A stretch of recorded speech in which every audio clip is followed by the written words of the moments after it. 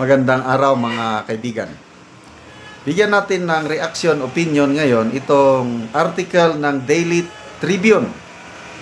Title, US should offer Philippines fairer trade deal, says Canadian mogul businessman investor. Sabi ko naman, wow, mabuti pa itong negosyante from Canada may malasakit sa Pilipinas. Tungkol ito sa trade deal o tariff 19 versus 0 tariff na napagkasunduan ni Pangulong Marcos Jr. at President Donald Trump. So, nag-react itong Canadian businessman na wag ganyan. Dapat patas kayo sa Pilipinas, sabi niya sa isang TV interview. So may malasakit sa atin. Kumusta ang ating presidente? May malasakit ba sa national interest ng nakakaraming Pilipino? Ito, basahin natin ha. Ang pangalan niya is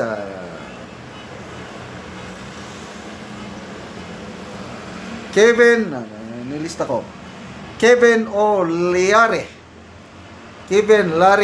Leare, Canadian investor, businessman. Sabi niya, our tariff, it's more important, ang Pilipinas, ang tinutukoy niya, it's more important than many other countries because it's strategic militarily in what's going on with China, and we need access to that landmass if we are going to talk about protecting our interest in Taiwan and in that region. Pilipinas, napakaganda ang lokasyon, strategic in terms of military aspects.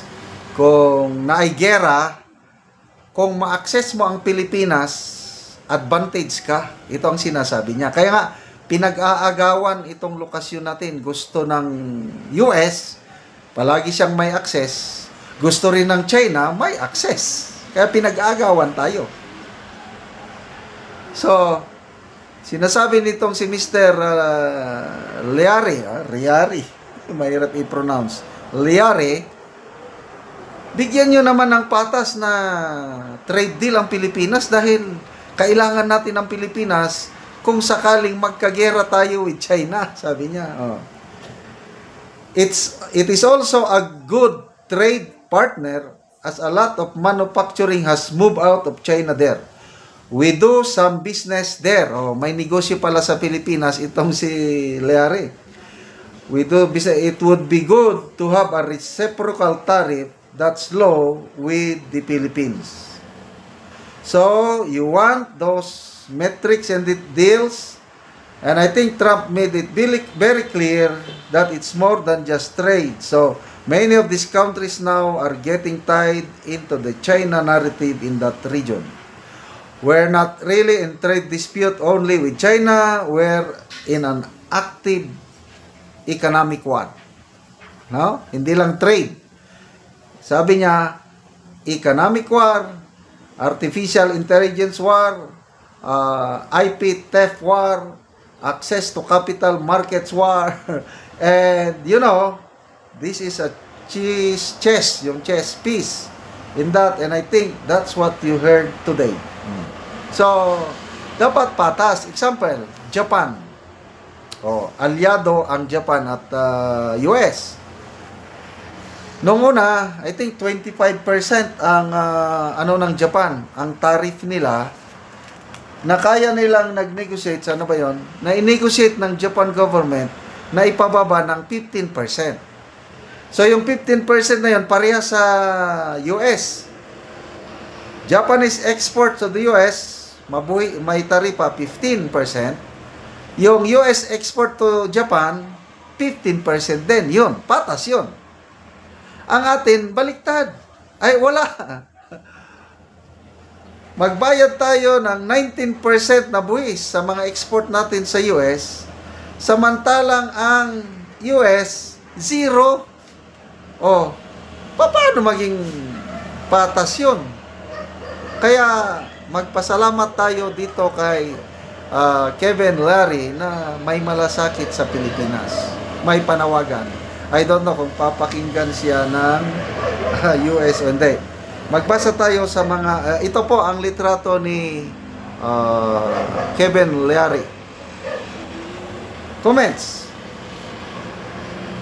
Ludwig Gomez, sabi niya, what an ironic situation. An outsider, itong si outsider, si Larry, an outsider could see the disadvantages of the tariff deal while BBM's entourage did not realize this. One can summarize that Trump has played well the US government's leverage over the negotiating table with BBM. Ito, maganda. Ernesto Brillantes, sabi niya, Thailand, Thailand, na-vlog ko na kanina, 36, mataas yung kanila I think 36% ang Thailand. Nakikipag-negotiate sila na maibaba. At ayaw nila ng zero tariff ang US products na papasok. Talagang matigas, tough negotiator ang Thailand. So ito, sabi niya, Thailand negotiates like a middle power nation with economic self-respect. It uses its strategic location, industrial output, and strong export discipline to leverage better trade terms. Indonesia, ayan, ang Indonesia is from 36% na ipababa nila ng 19%. Indonesia negotiates like a country with nationalistic pride and long-term strategy. It imposes restrictions or pushes back on foreign companies if it feels its resources are being undervalued. The US respects Indonesia's stance more because Indonesia shows it is not desperate. It plays China and US against each other smartly. Okay. Ito na, Philippines. How do we negotiate? Ito daw, The Philippines tends to negotiate like a grateful former colony, not a sovereign equal. Yun ang masakit. Vietnam, Indonesia, parehas. Dependent kami. Huwag nyo kami ngibuli. Parehas tayo. Philippines, grateful former colony. We often prioritize political loyalty or defense alignments over economic fairness. So, wala. Mababa ang ating posisyon in negotiation. Walang, sabi nga ni Professor Ana Malindigoy, walang balls, walang yagba ang Pilipinas as we negotiate with US. Para lang tayong, parang tuta. Sunod-sunod lang sa gusto ni Uncle Sam. Salamat sa Canadian businessman Kevin O. Leary sa malasakit sa Pilipinas. Salamat mga kaibigan sa inyong pagsubaybay sa ating channel. Nakakatulong kayo ng malaki sa tribong Talandig ng Bukidnon. Dahil ang sweldo natin sa channel na ito is pantulong sa tribo. Sa ngayon, namimigay tayo ng assorted housing materials para yero and pako para makapagpatayo itong tribong Talandig ng mas maayos na tahanan. Panoorin nyo ang video na ito. Karon mag-atok na gyud sa balay ni Ante. So lipay kayo ang nagtabang sa iyaha na makabalay na si Ante. Okay, balo si Ante, gitabangan ra siya.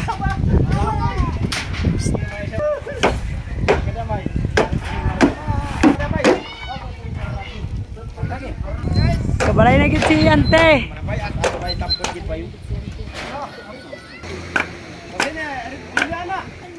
Sandayungan nyo dak dia. Kali mo mani. mas gimana?